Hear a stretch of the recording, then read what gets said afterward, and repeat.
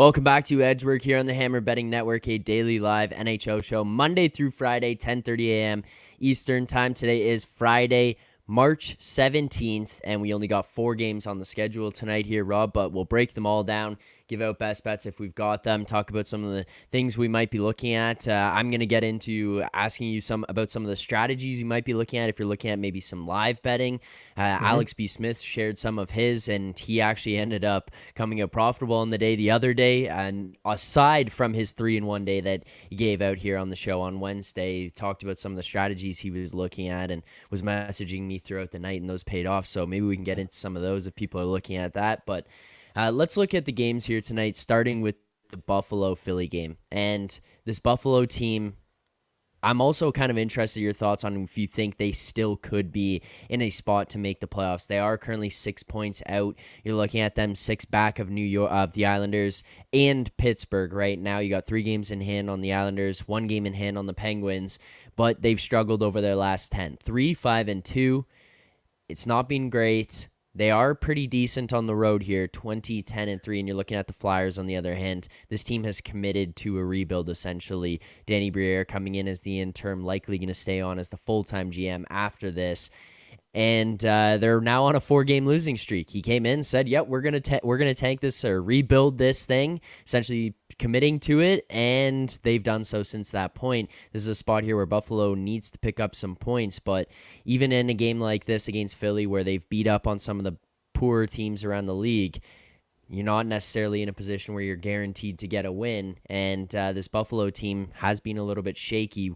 Where do you see them going forward after this game and then firstly into this game tonight against the Flyers?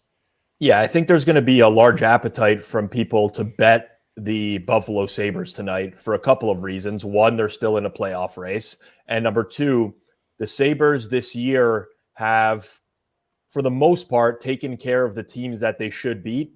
It's when they've stepped up in class that they have struggled and continued to regularly lose. The challenge I have is this. Buffalo, to me, is a super high variance team, right? You talk about the record over the past 10 games. They just basically want to trade chances with other teams. That's what they do. It's defense optional. They generate a lot of high-scoring chances. They give up a lot of high-scoring chances. And typically a team like that don't want to lay juice on a team that I know is going to give a ton of high-quality chances. Then you look at the past month, the Sabres, they're playing fine, but, their record, you mentioned it, they're shooting 11% over the course of the past month. It's a very high shooting percentage, and they're not getting the results. So maybe this team is just not that good. On the other side of things, you've got a Philadelphia team that I think is playing way better than the performances have actually been in terms of actual results. They have 1.8 goals per game over the course of the past month, which is extremely low. Their expected goals much higher than that. So I'm kind of a believer in like water finds its level type of thing. And the Sabres shooting a high percentage, not getting results, that's a little bit concerning. So minus 130, not a price that I would lay. Do I want to get involved with the Flyers here? No, not really. I do price this closer to the 120 range. So if I had to bet the game, I know there's people out there that like want to put together parlays and stuff like that. I would pick the Flyers at this price, but not a game that I'm interested in. It's just Buffalo is not, they're going to give up a ton of high quality chances in this game to the Flyers. And maybe Philadelphia finally is able to score. But that's the challenge with the Sabres. They don't play defense. How do you kind of approach some of these games as you head down towards the playoffs? Now we've passed the deadline. The teams are set. They're settled in for what they're going to be. You're going to have a little bit of up in the air lineups when it comes to some of the lower end teams, I would think, because maybe they're going to be filtering in guys, getting kids out of college, seeing what they can do going forward, seeing if kids out of the American League can play at the NHL level. So you might have some variance in those lineups. But if you're looking at some of the big dogs around the league, you're looking at Colorado's, Edmonton's, even some of the teams like Vegas, Toronto, Boston, Carolina. They're going to roll through some of the lower tier teams to close out the season. You're going to get some of these huge prices. And this isn't necessarily pertain to any particular game here tonight, but it's something I've just been curious about over the last little while. How do you kind of look at them? Because you might have a little bit of an edge on a team who's maybe sitting there at 330 minus 330 against a poor team. But is this kind of the point in the year where you're like, all right, do I want to touch this? And you maybe just lay off just because it is regular season, it is dwindling down? So typically, I'll bet big favorites in sports. I know some people they'll always pick some sort of arbitrary number. They're like, I'll never bet a hockey team that's more than minus 200 or minus 150. And I personally have no problem doing that. If you have an edge, you have an edge, right? If you think a team is going to win 90% of the time, but they're being priced as if they're going to win 80% of the time, you make that bet. I mean, just look, different sport, but college basketball, March Madness going on right now. I laid minus 750 on no number one seed to lose their first game because I thought the price should be like minus 1,300 instead of minus 750. So I'm going to lay that price. And the only challenge in the NHL is, like you said, you get, especially this time of year, a lot of late injury news. Teams take the ice for warmups, and it's like, oh, he's not, Zach Hyman's not on the ice for warmups, or this guy's not on the ice for warmups. And it's like, oh, shit, that matters. That makes a difference. So typically speaking, with a big favorite, I'm almost normally going to wait until the last minute to just ensure that that edge remains on the ice. Now, there's a lot of stuff that goes into this later in the year, situation, which is like, okay, big favorite, I'm going to wait till last minute. Guess what? That number might be gone because nobody wants to bet these big underdogs late in the year, right? It's like, oh, this team is tanking, they're not playing or whatever. But all this information is already baked into the market. It's baked into the price, right? Like this is not everybody who's betting on these games knows which teams are in the mix and which teams are not in the mix. That's already been priced into it. So don't veer away from the big underdogs if you feel that it's a good spot for them just because, oh, they might be tanking or whatever. Like that's been accounted for in the price already. And we've seen some big underdog wins over the course of the last few weeks, especially the Arizona Coyotes have been a moneymaker in some big underdog roles. But yeah, I would say that this time of year, in the mornings, like we're doing the show now, bet your big edges early.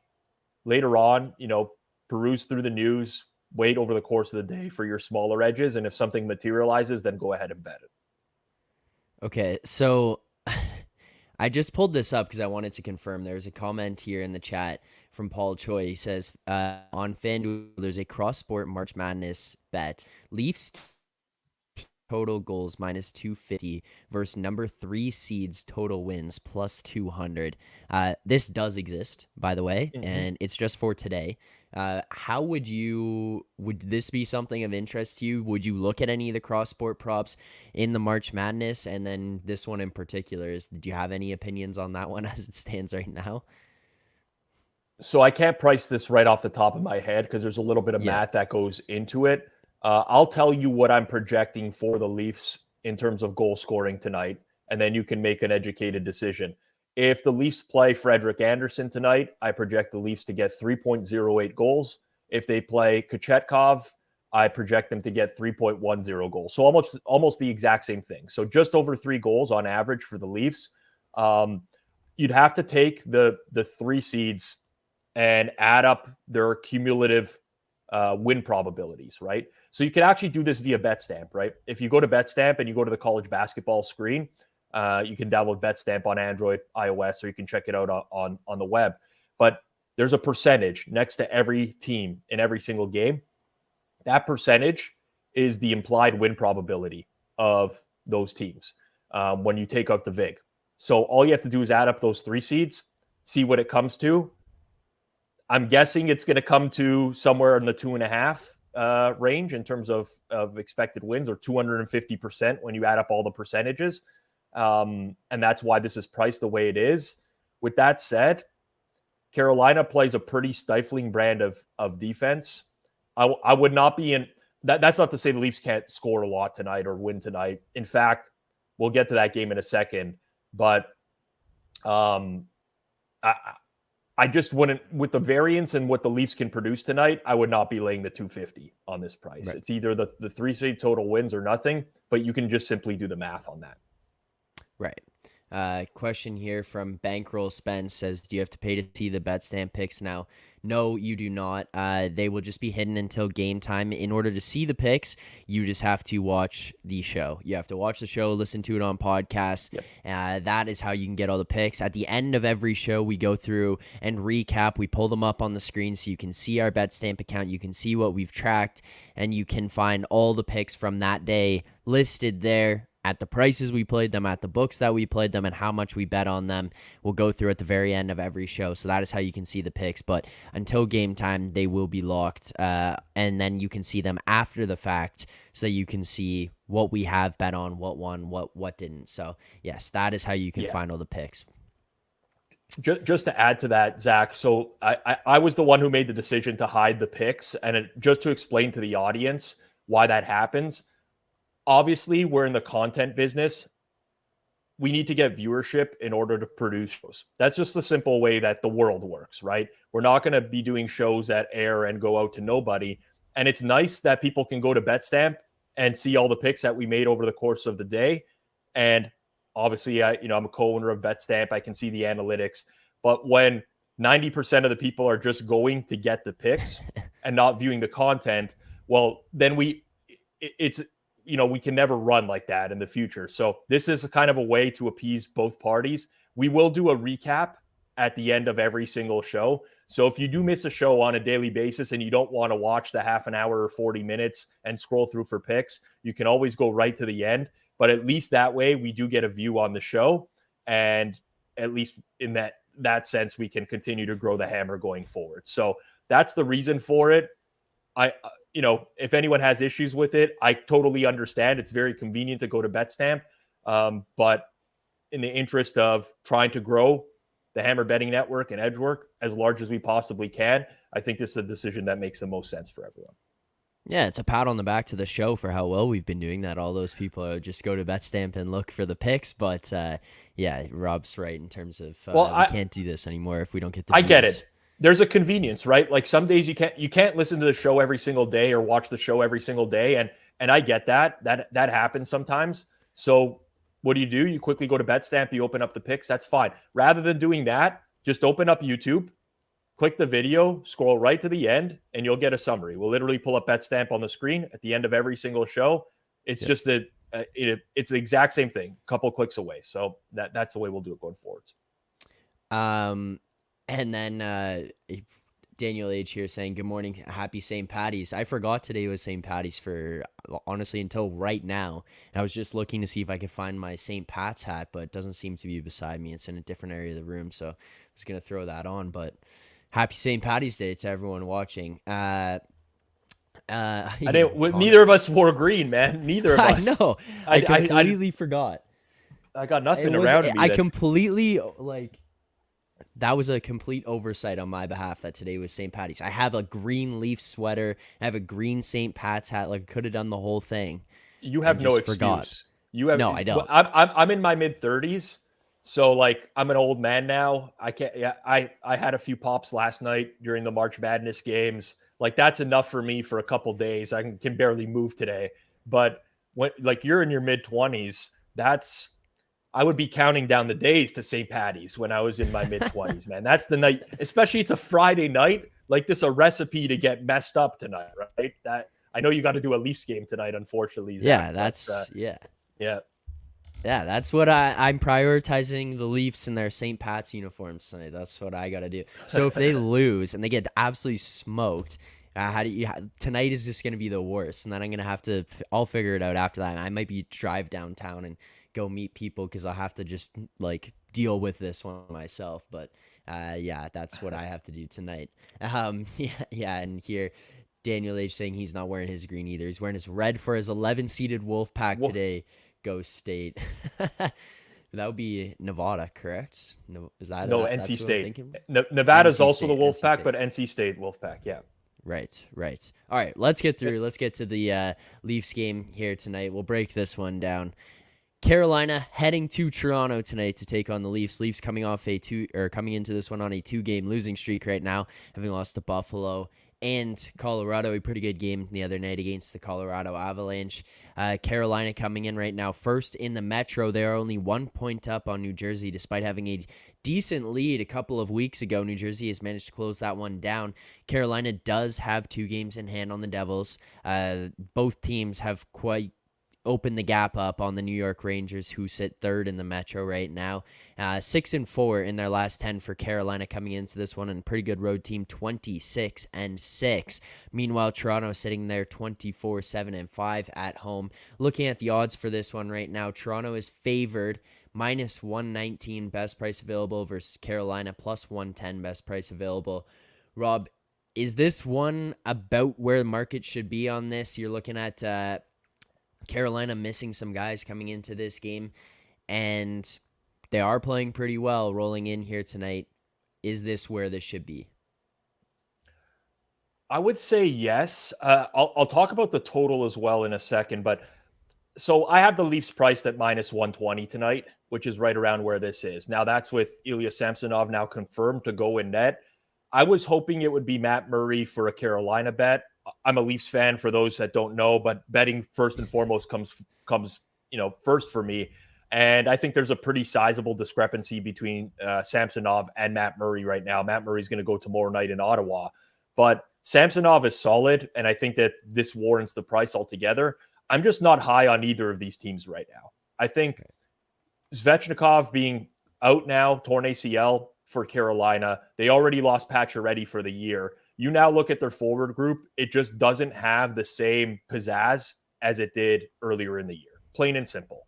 Now they're very solid at the back end. Anderson, Kochetkov, whoever goes tonight, it's not decided yet. Be decent goaltending tandem. It'd be interesting if we saw the Freddie Anderson revenge game. I don't think we are. I think Kochetkov's going to end up going, but because they've been alternating back and forth. But I think this is a fair price. The Leafs are finding their identity, so to speak, right now. Like they have all these players and nothing's working. Like they just can't mesh. They can't figure out the right line combos. Personally, I think Sheldon Keefe, I mean, it's hard to know what the motivation of the organization is right now because they're locked into a series with Tampa Bay. So these games are like somewhat meaningless, the exception of home ice. But they just cannot find the combos that are working, and they're mismatching everything every single game, and it's really difficult to keep up with that. So I think minus 120 is fair. Ultimately, I mean, until Ryan O'Reilly comes back, I'm pretty low on the Leafs. The bottom six has left a lot to be desired. They're not generating much. They're not getting much ice time because they're not generating much. These D pairs that they're experimenting with, I think, are awful, frankly. Maybe tonight is probably the best that they've looked in a while, but throwing Luke Schenn in on a second pair, I don't know that that's going to end well either. So, tough game. I mean, I honestly don't want a part of either of these teams right now. Yeah, I mean, just from like a team breakdown perspective, when you're looking at the Leafs, I don't know what to make of them right now because of a lot of the factors you just said. The lines don't change every period or every game. The lines change every shift that's played. Like there's no consistency in what we see from shift to shift of anything. So predicting any of that can be kind of confusing at this point. And I think Sheldon Keefe might be just galaxy braining himself into oblivion with some of the decisions, but like we'll see what happens. And it's really challenging because the Leafs at the deadline, they traded away Pierre Engvall and Rasmus Sandin, right? And these were guys that they never got the time. Now, whatever Leafs fans think of Engvall, he scored 3 goals in 4 games now with the Islanders. It's not really about that, but they're missing the transition play that he brought in the bottom 6, in my opinion. Like Engvall is not a world beater. He does a lot of things that are going to frustrate fans, but what he's very good at is getting the puck at his own blue line and getting it deep in the other end. And they're missing that in the bottom 6 right now. Guys like Zack Aston Reese, David Kemp, they don't move it blue line to blue line very well. So these guys get hemmed in their own zone and they're just kind of stuck there a lot. And you don't want that with your bottom 6. So Nola Chari's been fine overall, no issues there, but there's still trying to find it. And even tonight, like the Leafs practiced with 4 defense pairs yesterday. right? They have 8 defensemen that are capable of playing tonight. Who knows what's going to happen? It makes it very hard to predict what's going to happen in their games. So yeah, I mean, I'm kind of been looking for spots to fade Toronto recently, and I would have liked to do that tonight if it was Matt Murray, because I think the Leafs are also, like, they have it in their head. Matt Murray's had this playoff success in the past. We need him to be our number one come playoff time. He's the worst of their 2 goalies. Like, Samsonov has played very well this year. He's been a solid goaltender all year long, and they're just trying to force this Matt Murray thing. So tonight's not the night that I'd be interested. We'll see what the line is tomorrow in Ottawa. But yeah, that could potentially be either a spot to play the over with what's the Ottawa Sogard potentially. Yeah, like Sogard Murray, probably an over, potentially an Ottawa play depending on the line. For anyone who watched yesterday's show, Rob's going to be on Murray watch tomorrow, as So Money was on Jonas Johansson watch yesterday. I don't know if you caught that, Rob, but So Money said if Jonas Johansson is confirmed in net for Colorado, he is going over, and he was going alt over 7, 7.5, 8, 8.5, 9. And it ended up hitting 5-4 and hit the 9. So Money must have had himself a great night yesterday. I immediately played that over on that news. I did not play the alt overs. When Jonas Johansson used to play in Buffalo, he got traded. I don't remember if he got traded directly to Colorado, if it was Florida in between, maybe. Anyways, he got traded, and there was one Sabres beat writer that basically tweeted the most hilarious tweet. I have to find this, where he's just like, Jonas Johansson, I've never seen a goalie who can't make a save in a game or in practice. And he is legitimately terrible and not NHL caliber. So those are like there's a few players or goalies where it's just like auto fire on the over. But I'm not going to pat myself on the back too much. I bet the under 7 in Florida, Montreal last night. And it was there was 8 goals on the first 12 shots of the game. By the way, like, I don't know if anyone saw the goals that happened in that game. First of all, there was a hilarious clip of Barkov sitting on the bench, like telling his teammates they were going to get 10 by the end of the first period, which I found hilarious. He's like, we're going to get 10 by the end of the first period. I didn't see that. Oh my God. So good. But like, these goals were terrible. Like, they were like the weirdest angles. There was like 8 goals on 1.2 expected goals, I think, at one point. It was the most absurd, garbage.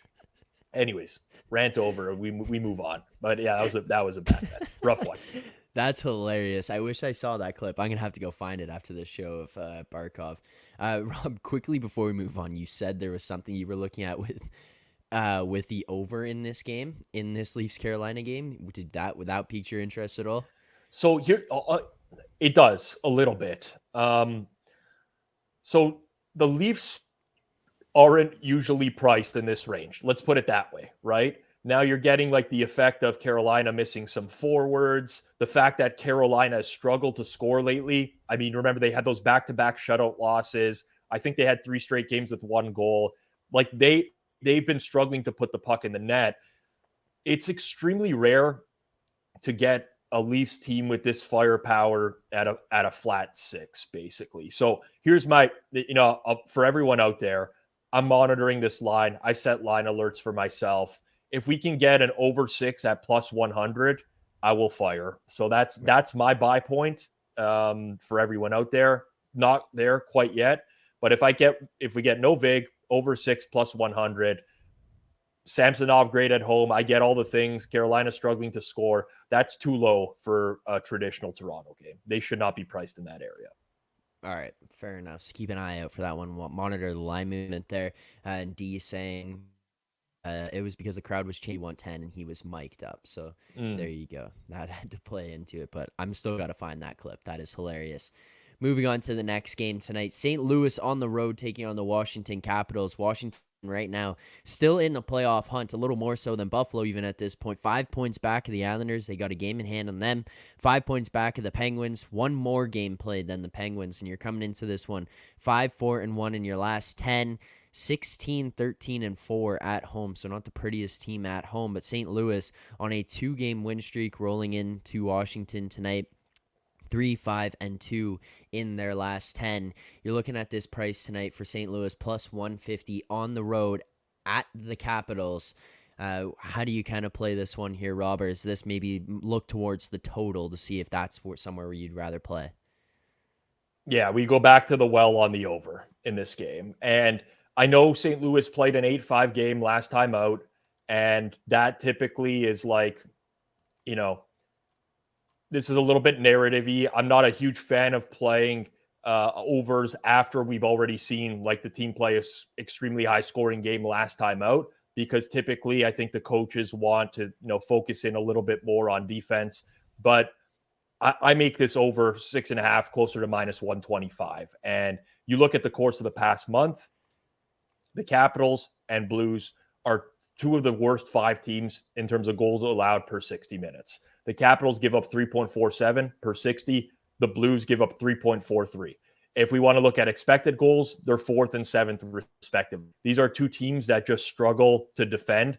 Now, honestly, Binnington's been horrible this year. He's suspended, obviously, for this game. So it wouldn't have been necessarily a bad play even if he was in. But now you're either going to get Thomas Greiss or you're going to get Joel Hofer, who they called up yesterday, who's been playing well in the minors, but ultimately is a minor league goaltender right now.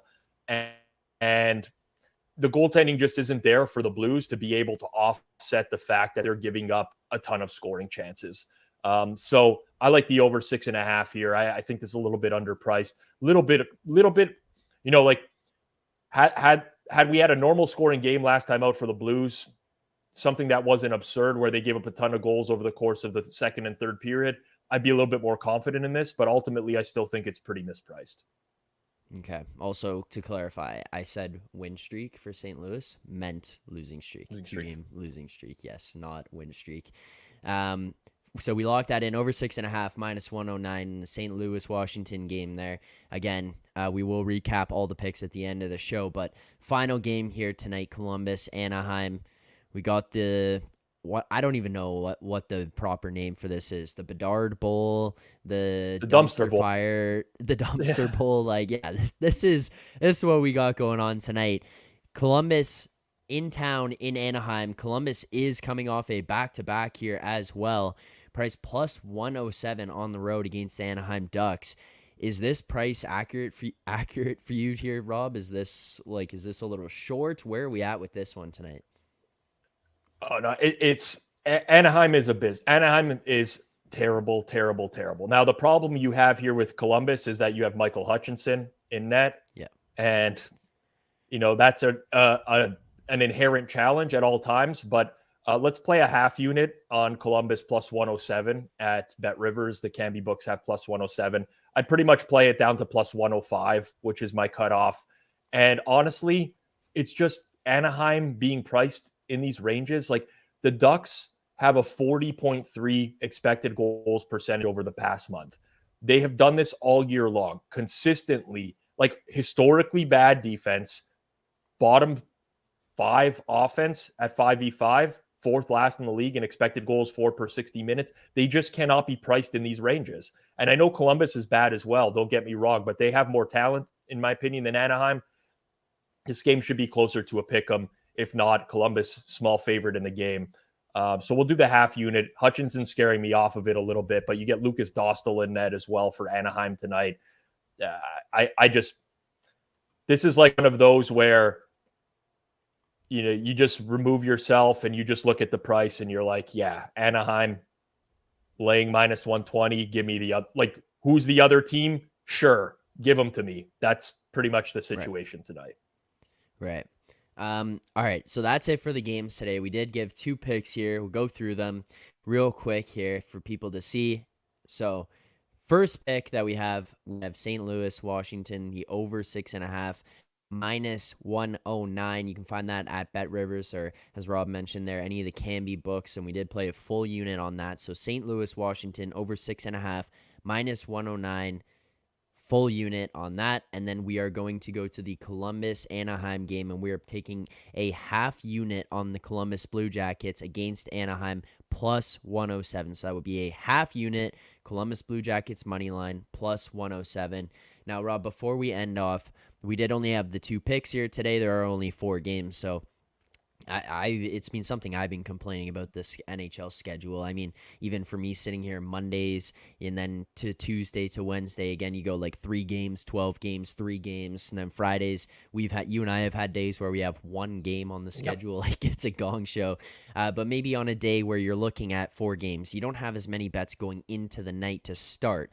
You're looking at maybe 1, maybe 2, but you're looking for an opportunity to live bet. I'm curious if you could speak to a little bit your strategy of live betting NHL. What are some things you're looking for, whether it's things that are happening in the game? Are you looking at actually watching the game physically yourself and laying eyes on the TV? Are you following along with scores? And then on top of that, is there certain angles that you're looking to attack, whether it be overs, money lines, player props? How do you approach live betting NHL games on a night where maybe there aren't that many games and you're interested in adding more to your card?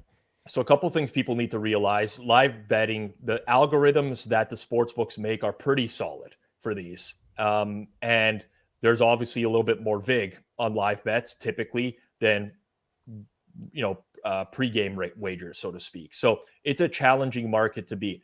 A couple things that I typically look for if I'm going to place a live bet is where, let's say the game doesn't match the score.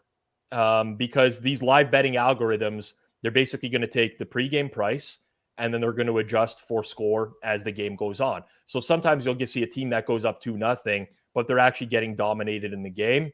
And the live betting algorithm does not really account for that, the expected goals, the domination by the other team. It's only accounting for what the actual score is, how much time is left, what's the probability of this team winning. So I typically like to bet where, either the eye test or any of the public expected goals models don't match the actual score of the game.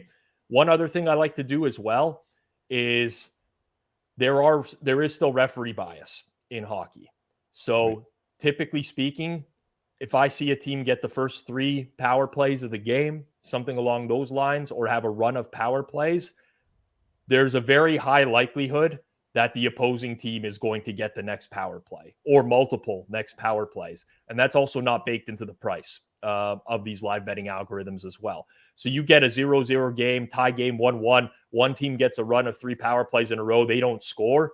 I'll typically look to fire on the other team because I think the likelihood that they're going to get 1 or 2 power plays coming up is high. And that's just a referee bias. There's been a lot of studies on this across pro sports. It exists. It's not really a narrative. There is something about the refs, for the most part, trying to even up these teams as best they can. And we see it all the time in hockey where they just they'll sometimes pull 2 players to the box for roughing, or sometimes they just pick out one person depending on the situation. So those are a couple of the angles that I use. I would not suggest going ham on live betting. It's obviously fun. It's a way to make the game more exciting, but it is traditionally a harder market to beat. Every now and then you'll come across a gold mine. Years ago, it was the team started to pull the goaltenders way earlier than, and these algorithms are built off of all this past data. So they actually have no idea that the goalie pull is coming earlier. And if you were to bet overs late in games, I mean, you did fairly well for yourself. So you're always looking for stuff like that. But the reality is that, it's very few and far between. It doesn't come up all that often. All right, fair enough. I think that's good advice for people to take forward. Now, I got to ask you before you leave. March Madness on right now, day 2 of the first round. How did day 1 go? And what are we looking like for today, for day 2? We got a whole bunch of things lined up on the card. Are you looking at do you have a sledgehammer bet that you could give out here on the show today? So I listen. Day 1, as I pull up my BetStamp account here on my phone, was a 45% ROI for me yesterday. Nice. So it was a very good day. I beat you here, Rob, yesterday. I crushed yesterday. I'm not gonna lie, 113% ROI. There you go. It was honestly, I lost. I donked away some money off some live. I bet Oral Roberts live. They had basically no chance of ever competing in the game. Like, I made some bad bets yesterday, and still had a very good day. Now today, it's hard for me to say this is. I'm very price sensitive, right? Like, everybody who watches Edge work on Fridays or has seen anything I do before they know that I'm extremely price sensitive when it comes to betting these games. So it's not like I can say, oh, I love this team, because that's not what I do. It's like, Yeah. I love this price, right? More so than anything. I think big rooting interest for me today. If St. Mary's can beat VCU by exactly 4, that would be a very good day for me. I don't have as many of these first half unders as I did yesterday, but I have Drake plus 1.5 first half, Purdue minus 13 first half, Creighton minus 2.5 first half. So those are bigger bets for me today. But again, like, depending on where you're located, you have the luxury of probably at least a handful of sports books in your region. If you're in a regulated US state or Ontario in Canada, and you can shop these prices and you can find some stuff that's just way out of left field. I know nothing about college basketball. I don't watch it over the course of the year. And this is one of my favorite times of year to bet, because there's just so many options and so many great prices out there. So that's it. No big bomb banger for me today. Okay. Or anything that, I'm going to stake my livelihood on. But yeah, I'll be at my computer over the course of the day, just finding some good prices to bet. Yeah, that's essentially what I did. The only one that was a big one for me yesterday was winning the will a 15 seed win a game plus 190. Yes, that was what I had. I didn't expect it to come yesterday, I'll be honest. Did you tail John Fendler on that one? Yes, I did. I did. Yeah, so that was from John Fendler from the Hit the Books channel. Yeah, for those that don't know, we do have a college basketball, college sports channel here on the Hammer on YouTube. It's called Hit the Books. If you want to go over and subscribe to that, our content creators for Hit the Books are very good college basketball bettors, including one, John Fendler, who's a lawyer in Pennsylvania and also tracks his bets on BetStamp at JAF373.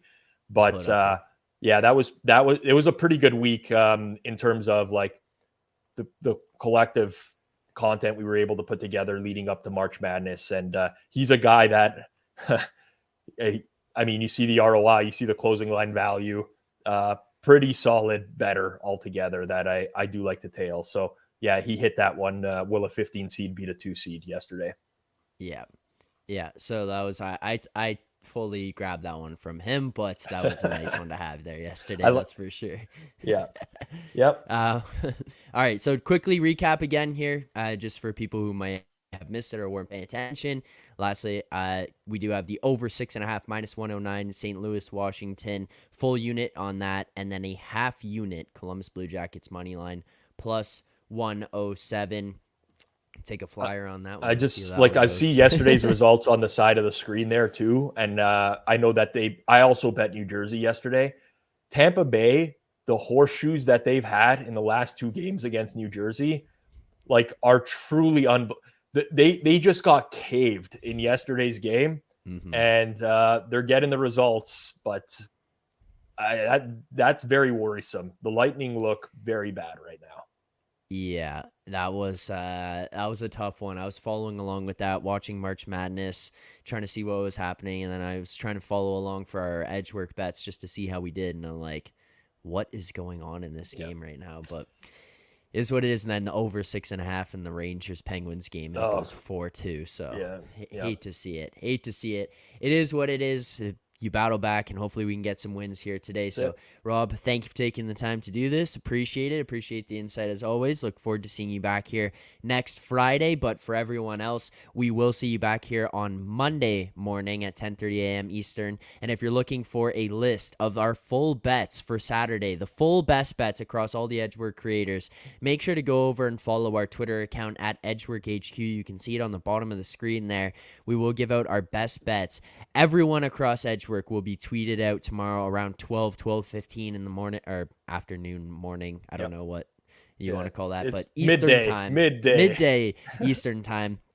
They'll come out before the games start. You can see who made what bet. You can see what price they were locked in at. So check that out. Make sure to go over to our Twitter account. You'll see that. But for everyone, we'll see you guys Monday morning, 10:30 a.m. Eastern time. Good luck on your bets tonight. Good luck on your bets this weekend, and enjoy March Madness.